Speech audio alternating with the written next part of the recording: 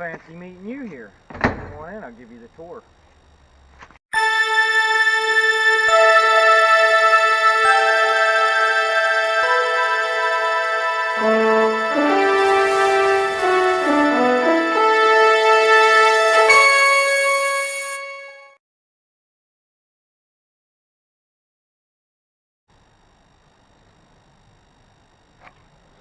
So just look at that beautiful autumn day, man. Peace and serenity. So, before we get started and I give you the full tour here, I want to go over the why, the how much, and how it pertains to you. So, the main why is this thing belonged to the Wolves. Chad and Garland. Garland was the original owner, bought in 1985. It had then been used, had fun, everything was wonderful, and then kids grew up and it got parked alongside the garage. So it sat alongside his garage for a number of years, and finally I asked him, I said, what are you doing with that old camper? And he said, here, you want it? Take it. Here's the title. And off it went. So, now if you did watch the videos, I actually did the spring over lift kit as soon as I got it and put it on a set of 20s and ran it and used it for a while. I patched some holes in the canvas and that was it, used it. But about 9 months after Chad gave it to me, he mysteriously got killed in an elevator accident in Tampa International Airport, and still to this day, almost 10 years later, we have no definitive answers. So in his legacy, I wasn't about to let it go. I snapped my leg in 2017, and I didn't open it up again until 2021. And when I did, it was utterly destroyed. The roof had been leaking, the canvas had completely dry rotted to literally like dust. The foam that the roof was made of was completely waterlogged. The corners were all split out of it. It was just in sad, sorry shape. And most people in their right mind would have sent it to the scrap yard, sold it on Craigslist for $100, or ripped the body off and made a wood cart out of the trailer. But I went ahead and restored it. Now, that is the main why. The second why is because a pop-up is a small, lightweight camper. And there is no perfect way to off-road camp. If you think that you're going to find some awesome, miraculous, perfect way to go camping out in the wilderness, actually in the wilderness, not in a campground, you're mistaken. Everything that you do, every type of camper has a drawback to it. Doesn't matter whether it's a tent, you got to set it up, sleep on the ground. But it's lightweight, it's cheap, it's affordable, it's easy, it fits anywhere in the trunk of a car, bed of a truck, So if you do really want to go off-road camping, I recommend that to most people. So it has a low center of gravity. You go look at your rooftop tents and they raise your center of gravity. You're putting it on a ladder rack, you're putting up weight up high, which in Pennsylvania, in the Appalachian Mountains where I live, everything is a hill and everything is wet. So on these hills, it makes you top heavy. And then, like a rooftop tent, if you got to get up to go to the bathroom, you got to climb down a ladder off the truck. So even, it has its advantages. So a pop-up camper, I'm 6'2". I can stand up in it. If it rains, I can sit in there and play cards. I can lay on my laptop. I can play on my phone. It's got room, but yet closes into a compact size.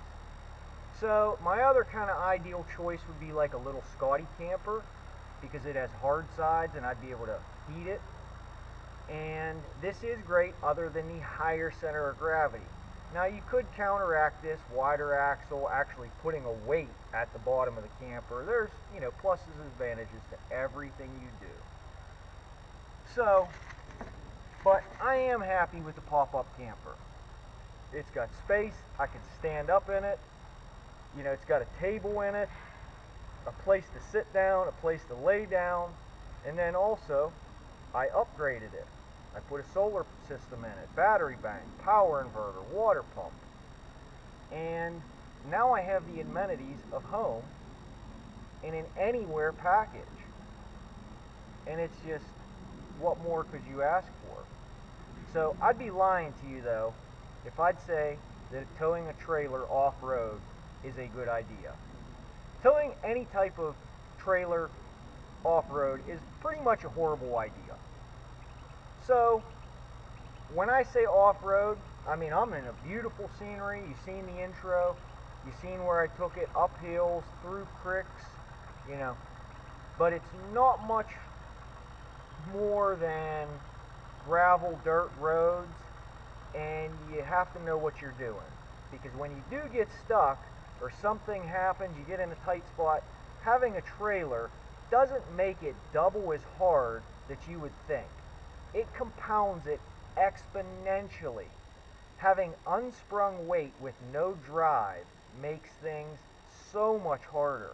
And then you put it on a pivot point behind the vehicle, and it's just, like I said, it makes it exponentially harder. Not double hard, not 3 times harder. It's just all around way harder. But here I am. So, as far as the cost goes, I have about $1,100 in this build, and that includes redoing the roof, redoing the canvas. Canvas was about $400, $450. Roof was about $200. So, needless to say, if you started off with a camper in better shape than mine, you would not have to do a few things, but you're going to pay more for it. This thing was given to me along with a lot of the parts that I used were just kind of laying around. If you're a guy or woman like me, you see something good that you might use in the future, and you pack it home. You know, I'm fortunate enough to have a 40 by 80 barn, and I got my own little corner down in the basement that's just kind of full of tires, wheels, extra aluminum. I had the solar panel, I had the tires, I had the wheels, you know, just the aluminum for the roof. The street signs got replaced on Route 70, and the Union Carpenters did it, and they were kind enough to let me have some aluminum off the street signs. You know, a lot of this stuff was recycled, refurbished, free, and here you go. With a little bit of know-how and a lot of time, I got it done. But again, if you started off with something better, you could definitely do it easier and probably cheaper. I mean, solar technology has come way down. Like way down. You don't need the huge solar panel that I use. I used a big, like 3x5, 220 watt. That's just because that's what I had. I had it. It was given to me free. And that's what went on. The cargo carrier was given to me free.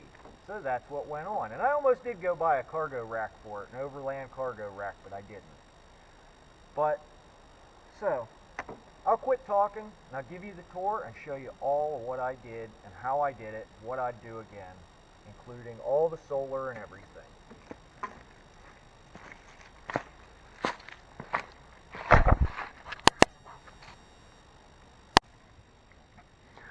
Alright, so the roof was the first project that I tackled. It was originally made, the inside structure was a foam board, like an insulating foam board, and the shell of it is a thin piece of aluminum. I went ahead and replaced that with a 7/16 plywood on the roof and a 1x10 on the side ripped down to fit, and then I added a little kind of brace decorative structure to it. But the reason that I did this, I had it in my head that I was going to be attaching stuff to the roof, and there is lots of bolts sticking out, and that holds the aluminum down on top, but there are also bolts that hold down the solar panel and the cargo carrier in the back, and I wanted it to have structure. If I had to do it again, I very well may have went with the foam board because I added a considerable amount of weight. The original camper roof probably weighed about 100 pounds, and when I took it off, it was waterlogged and weighed probably 150. And I made it weigh probably 300 without even counting the solar panel and the cargo carrier. So the extra wood and aluminum on the roof definitely added weight. When I put it back on, it snapped the crank assembly up front. Then I had to redo the wiffle tree, which it's no longer a wiffle tree.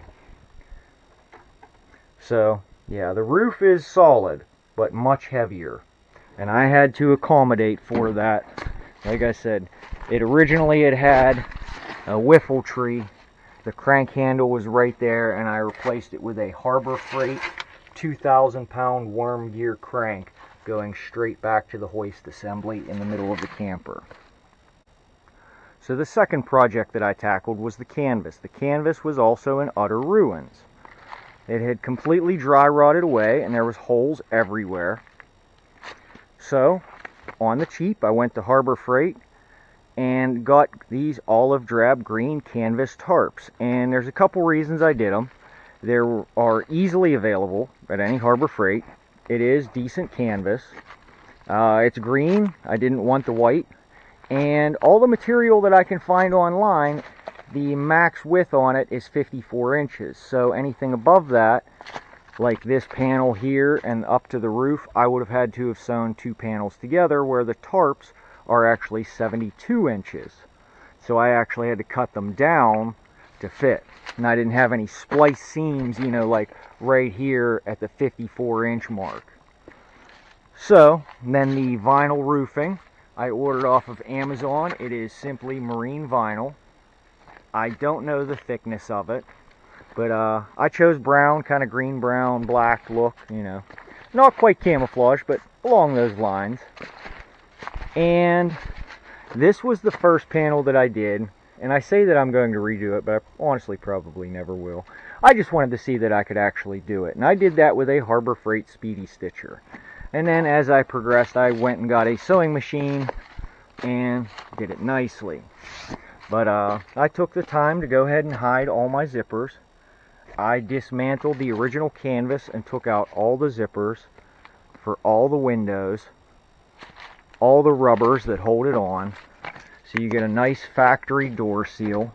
You know, no bugs are crawling in. And reuse them all. I did have to replace one or two zippers like this one. I did replace a couple bucks on Amazon, but this took a decent amount of time, roughly 70 hours to complete the canvas myself. The first side was the hard side, and then the second side was way easier once I knew what I was doing. The second side probably took me 25 hours, but the first side was a learning experience. So, and then I cut out the original zipper plastic windows that came in the canvas. They were good enough. This one does have a little hole in it somewhere, but it's not bad. But yeah, all screened in enclosure. I put the screens all back in just like they're supposed to. So you can zip it all up. I'm going to set you down for a second.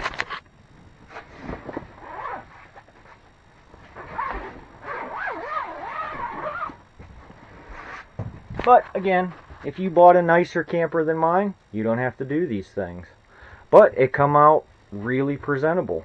Other than where I closed it up for like 1 month and a mouse ate a hole straight through my roof and side. I'm going to find that mouse if it takes everything I got.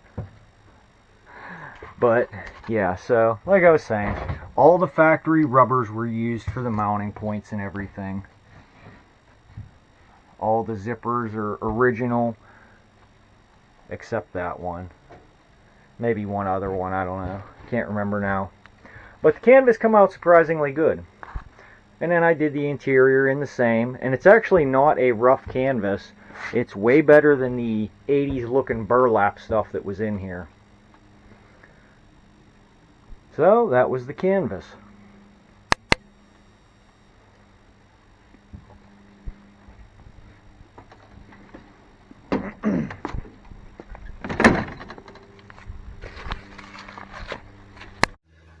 So then I tackled the paint job, and it's pretty self-explanatory. I wire wheeled it down and sanded where needed, and there were some holes in the roof that I siliconed and patched up. I can't show you the aluminum on the roof, but it's fully siliconed. If you flip back through my videos or through the playlist of this camper, you can find it. But yeah, so I painted it Rust-Oleum forest green and covered up any holes, painted my wolf scene, and it's pretty straightforward and come out good. The paint's holding on it good, and I like it. Got some mud on it now. So then I tackled the lift kit. I changed out the hubs to a 5-on-4.5 pattern and put a set of 12-inch wheels on it. I had intended this thing to have 27s, and I was going to lift it if needed, other than the spring over lift, but I had door interference. So I had to trim the door back just a little bit and go with a smaller tire than I intended. But it's just the simple spring over lift. Check out the video. Alright, so the cargo carrier is pretty self-explanatory. It just bolts to the roof. And then the solar system. Obviously there's a solar panel mounted to the roof, and I put the wire in a piece of vinyl tubing to act as conduit, drilled a hole through the side, and put a rubber grommet, fits tight. I didn't want to put a hole straight down through the roof because that would invite water in should it rain, which is I guess definite. Whether you're camping, not so much. Try to pick a nice weekend. But I hid the solar system underneath of the seat, and I brought the wire. You can't see because I took my time. I brought the wire right behind the canvas, and then I sewed in another strip and pulled the whole wire right down through so you can't see any of it from outside, and put a disconnect right on the other side of this canvas, so if I ever want to disconnect the canvas, I don't have to cut anything. And then there was a factory hole right there. I brought it in and fished it around the corner here and brought it right in through here, which is just a simple red and black wire that goes right into my charge regulator. So the electric system is a little odd, we'll say, but from there we'll focus on the solar for now. Come out with your black and red terminals to go into your battery bank. I used 3 junkyard batteries. They were $45 a piece, and they give me plenty of capacity. I put a battery disconnect on it, and the solar end of it is always tied into the battery bank, so the battery bank is always charging. I put the battery disconnect on for the power inverter and the water pump. So you have to flip it on to use the power inverter or the water pump under there, which we'll get there. So you can see we're charging at 13.2 volts. And this is a little 750 watt inverter. And I picked up a 2000 watt from Harbor Freight intending to use it. But the LED stuff that I put in here, I was really surprised at. Draws almost no wattage, and this thing runs perfectly fine. This is just an old used one that we had laying around. So I come out of the power inverter, and this just loops around, and ran it into, we'll call this my solar junction box. From there, I split one wire off that goes up to the front outlet. And then I split one wire off that goes over to this back outlet, and then it continues around through here, comes out there, and goes into that set of outlets, then the light switch, and I have a solar powered light, a low profile LED solar powered light on a switch as soon as you walk in. That way you have light. So as far as the outlets go, if you'll notice, every outlet has a white and a black. The white is on the solar side, and the black is on the factory side, that if you were at a campground, you pull your plug out the side, plug your camper in, and that's your power. So at every station, power station, you have an outside outlet and a solar outlet, just to keep things simple and power distribution everywhere. If for some reason you do need more outlets when you're out camping, I did make a male-to-male cord that goes from the inverter into the outside power outlet, so you can power all the outlets at once. But the end of this is then live, so if you open up the door on the outside and stick your tongue on it, you will get zapped.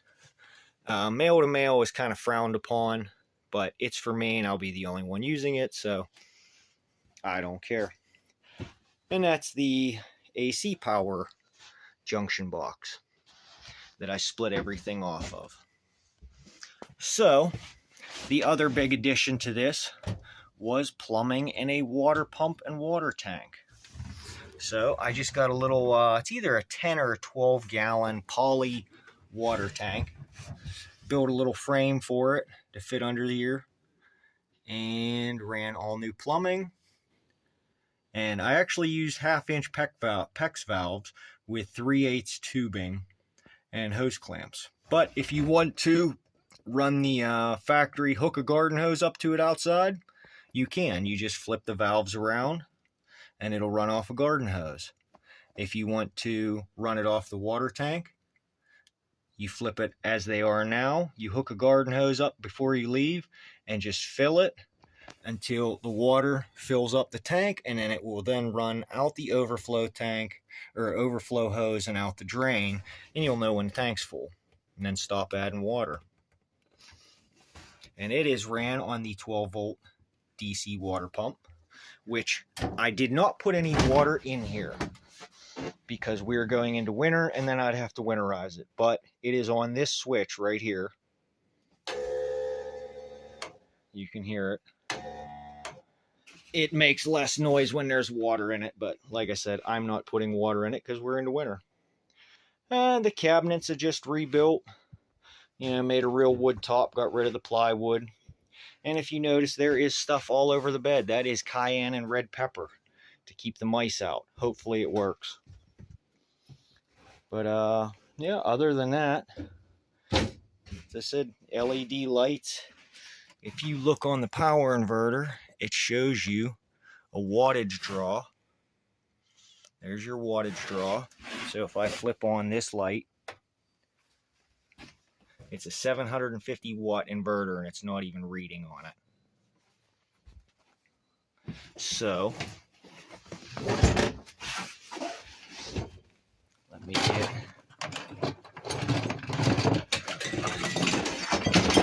a lamp in here.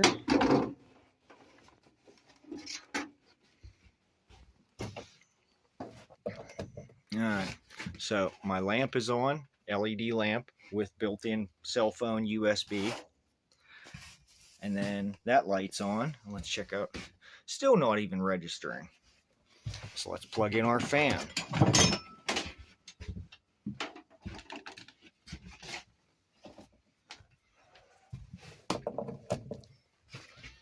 So now we got... Alright, so that fan's on high. Circulate some air in here. Light, fan, light. Alright, so we're up to 34 watts on a 750 watt inverter. The new LED stuff is so efficient, it's great. And the battery banks, you know, they're hooked up in parallel.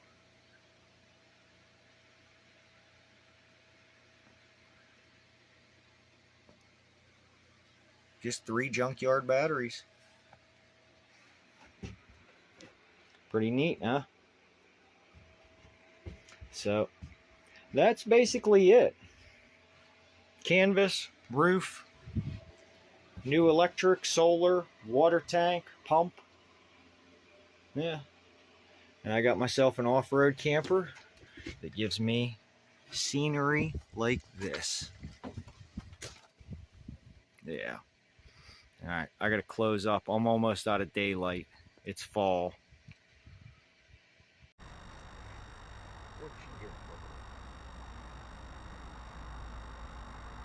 Alright, so we're all finished up with the camper. Unfortunately, it's packed away for the year. Didn't get a chance this summer to use it. I had to work too much. Real life got in the way. But I had a lot of fun doing it.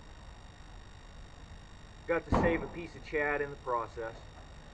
And I got to learn a lot of things. Learned how to sew, learned how to use cameras, learned how to use video editors. all kinds of different stuff. So, next year we'll get it out. But in the meantime, I did have a lot of fun.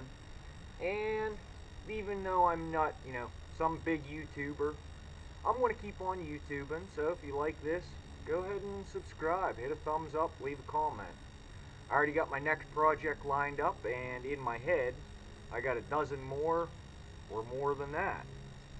But on the next project, we got a beautiful stretch of river called the Yawk, which is a shallow river. And we're going to go ahead and take a jet ski and rip the motor out and put it into a little boat. So if you want to see that, keep on watching. But we're going to leave this thing sit for winter. We'll get to play with it next year. You'll see it again. Hopefully we get to actually go out camping and use it. Looking forward to it. But thanks for watching.